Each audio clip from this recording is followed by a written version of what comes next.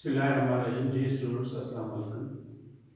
Thermodynamics का आज तीसरा लेक्चर है और आज का हमारा बड़ा इंटरेस्टिंग टॉपिक है, that is equivalence of heat and energy. Equivalence of heat and energy को फर्स्ट टाइम डिस्कस करने वाला था काउंट रमफोर्ड इन 1798। काउंट रमफोर्ड एक्चुअली एक अटर्नरी इंजीनियर था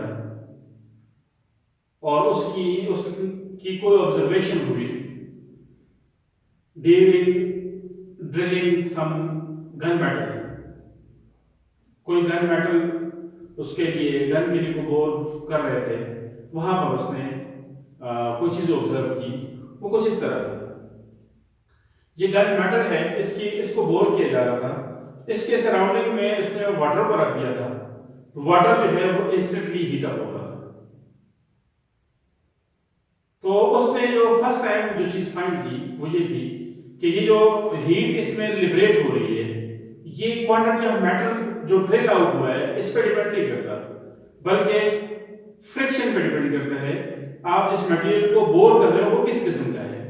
अगर वो ज्यादा फ्रिक्शन ऑफर करता है, इट मींस के हीट जो है वो ज्यादा लिबरेट होगी। इसने जस्ट ये बताया कि हीट हमारे पास प्रोड्यूस हो सकती है बाय वर्क।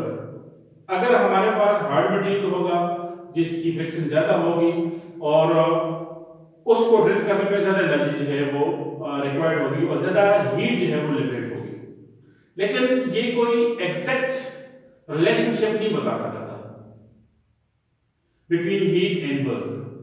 इस पे काम करने वाला जो साइंटिस्ट था that was James joule. James joule ने 1845 में एक एक्सपेरिमेंट बड़ा केयरफुली कैरी आउट किया और उसने एग्जैक्ट रिलेशनशिप बताया कि हमारे पास ये जो हीट और वर्क है ये एग्जैक्टली डायरेक्टली प्रोपोर्शनल है।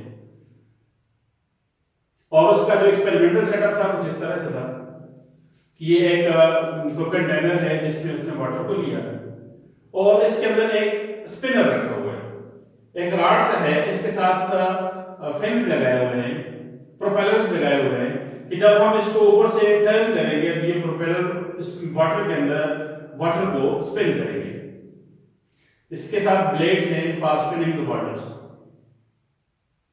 और डेफिनेटली ऑलरेडी हमें ये बात पता चल चुकी है कि जब हम उसको स्पिन करेंगे actually we are doing work, और जो वर्क हो रहा है हीट प्रोड्यूस होगी, it will raise the temperature of water. तो कितना टेंपरेचर में राइज आया उसको मेजर करने के लिए साथ में थर्मामीटर भी है। अब प्रॉब्लम ये आ रहा है कि how much work he has done, work कितना हुआ, इसको हम कैसे कैलकुलेट कर सकते हैं। इसके लिए उसने ये एक साइड पे पुलिस के ऊपर से गुजार के मैच लगाया हुआ है, दूसरी साइड पे भी लगाया हुआ है। अब जब इसको इस हैंडल की हेल्प से जब इसको ऐसे घुमाएगा तो डेफिनेटली ये मैसेज जो है ऊपर जाएंगे, फिर उसको अगर छोड़ेगा तो ये मैसेज नीचे आएंगे और ये प्रोपेलर इसके अंदर घूमेगा। तो एक्चुअली हम लोग यहां पर कितना वर्क हुआ है उसको कैलकुलेट कर सकते हैं, क्योंकि इसके साथ यहां पर स्केल लगा हुआ है। इस स्केल की हेल्प से हम height through which it fall और height through which it rises we can calculate. It means by using this simple relationship W is equal to mgh, हम लोग इसका वर्क डन जो है उसको कैलकुलेट कर सकते हैं। Here m is the mass, जो मैसेज लगाया हुआ है वो आ गया। h आप लोगों के पास ये कितनी हाइट से ऊपर या नीचे आ रहे हैं, हाइट भी हमें मिल गई। सो g is the gravitational acceleration जो कि कैलकुलेटर कांस्टेंट वैल्यू है। सो वर्क डन जो है वो हम लोग इस इक्वेशन से इजीली फाइंड कर सकते हैं। अब आगे अगली चीज आती है कि हमारे पास हीट कितनी लिबरेट हुई, उसको कैसे मालूम करेंगे। तो दैट सिंपल, आप लोग सिंपल इस इक्वेशन को Q is equal to mc del T, इस इक्वेशन से हम लोग फाइंड आउट कर सकते हैं हीट कितनी प्रोड्यूस हुई।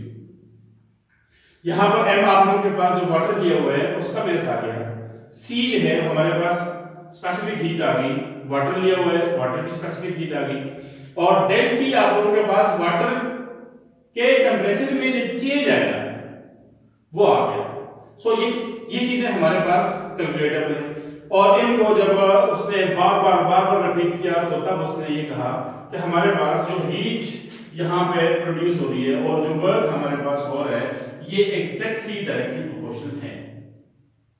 सो we can write this work done is directly proportional to amount of heat produced.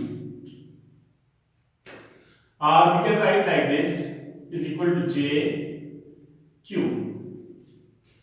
where J is called mechanical equivalent of heat.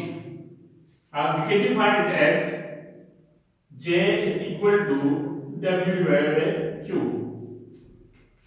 So J is the ratio between amount of work done in joule to the heat produced in Kelvin.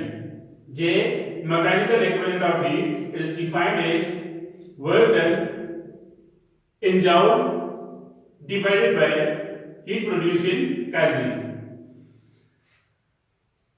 James Joule calculated this J very accurately, and its value is about 4.18 joule divided by 1 Kelvin. It means 4.1 joule of work is required to produce a heat of 1 Kelvin. A heat of 1 Kelvin. अब अगर हमारे पास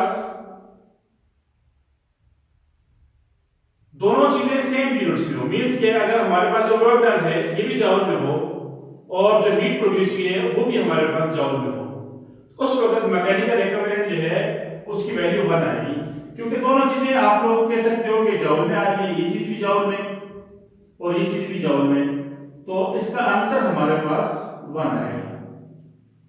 सो 1 joule of work will be required to produce a heat of 1 joule. सो आज का यही topic था। इंशाल्लाह next time एक नए लेक्चर के साथ, नए टॉपिक के साथ हाजिर होंगे। Thank you.